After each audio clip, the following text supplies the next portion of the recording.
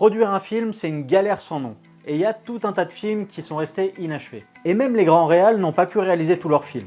C'est le cas de Stanley Kubrick. Petit rappel, le mec qui a réalisé ça, ça ou encore ça.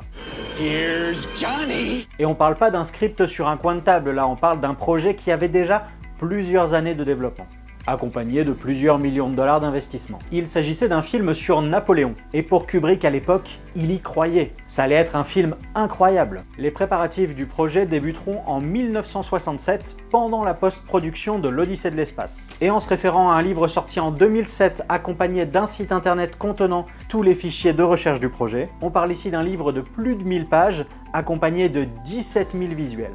En cinéma, on a tendance à parler de Bible, le fichier qui va référencer toutes les informations associées au film. Ils feront des repérages à plein d'endroits en Europe, et le chef opérateur fera des recherches pour réussir à filmer avec une lumière très réaliste. En gros, à la lumière de la bougie, sans éclairage supplémentaire. Au final, toutes ces recherches ne seront pas perdues puisqu'elles serviront plus tard sur le film Barry Lyndon. Pour les scènes de bataille, je ne sais pas comment c'est possible, mais on parle d'engager des dizaines de milliers de soldats roumains pour les tournages qui se passeront en Roumanie. Pour incarner Napoléon, le dernier nom qui lui vient, c'est son acolyte, Jack Nicholson.